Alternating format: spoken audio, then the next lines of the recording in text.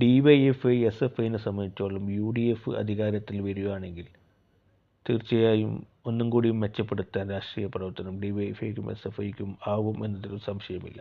ഈ 10 വർഷമായിട്ട് DYFIയും SFIയും ഒക്കെ ഉറങ്ങുകയാണ് ചെയ്തത്. കാരണം എന്തെങ്കിലും ഒരു സമരങ്ങളോ പ്രശ്നങ്ങളോ നടത്താനുള്ള ഒരു ഗ്യാപ്പ് എവിടെയില്ല.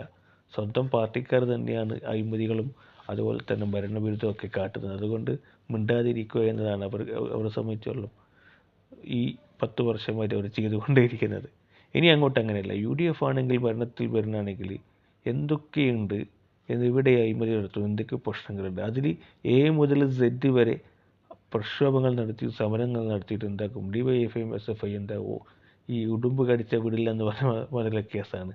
പിടിച്ച പോലെ ഉണ്ടാവും. നല്ല പ്രവർത്തനമാണ് പൊതുരംഗത്ത്. അതുകൊണ്ട് തന്നെ അഴിമതികളും കേരളത്തിൽ ഇനി കുറയാനാണ് സാധ്യത UDF അധികാരത്തിൽ വരികയാണെങ്കിൽ. അതായത് പ്രതിപക്ഷത്തിരിക്കുന്ന CPM ആണെങ്കിൽ എന്തെങ്കിലും ഒരു ചെറിയത് കിട്ടിയാൽ അത് അതിൻ്റെ സത്യാവസ്ഥ അറിയുന്ന ഒരു സമരങ്ങളും പ്രശ്നങ്ങളും നടത്തി കേരള ജനങ്ങളുടെ മുന്നിൽ എന്താക്കുക അവർ കാണിക്കും. അങ്ങനെ ഒരു പൊളിറ്റിക്കൽ കഴിവുള്ളൊരു പാർട്ടിയാണ് SFIയും DYFIയും CPMൻ്റെ.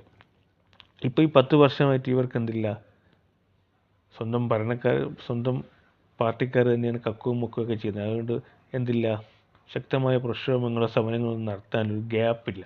ഇനി UDF ആണ് വരുന്നതാണെങ്കിൽ ഇവർക്ക് എന്താക്കുക, പ്രശ്നങ്ങൾ ഉണ്ടാക്കുക, നാട്ടിൽ മന്ത്രിമാരെ തടയുക, മന്ത്രിമാരെ രാജിവെപ്പിക്കുക, MLAമാർ അതുപോലെ തന്നെ മറ്റേതെങ്കിലും ചെറിയ ഇഷ്യൂസ് ഉണ്ടെങ്കിൽ അതൊക്കെ ഇടപെട്ടുകൊണ്ട് എന്താക്കുക രാഷ്ട്രീയ പ്രവർത്തനം ഒന്നും കൂടിയും CPMന് DYFI SFI മെച്ചപ്പെടുത്താൻ ഇനിയുള്ള നാളുകൾ കഴിയും എന്നാണ്. UDF അധികാരത്തിൽ വരുന്നതാണ് തീർച്ചയായും CPM തന്നെയാണ്. അതായത് LDF ആണ് വരുന്നതാണെങ്കിൽ തീർച്ചയായും CPM നശിച്ച് എന്താവും പോലെ പ്രവർത്തകന്മാരെ കിട്ടാത്തൊരവസ്ഥയിലാണ് കൈമാറും.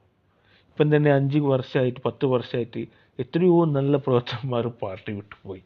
അത് അവരുടെ മോശക്കേട് കൊണ്ടാണ്. ആ മോശക്കേടൊക്കെ മറികടന്ന് പുതിയൊരു ഊർജം ഇനി CPMന് വരണമെങ്കിൽ തീർച്ചയായും UDF തന്നെ അധികാരത്തിൽ വരണം. എന്നാലാണ് പാർട്ടി പ്രവർത്തനം ഒന്ന് മെച്ചപ്പെടും.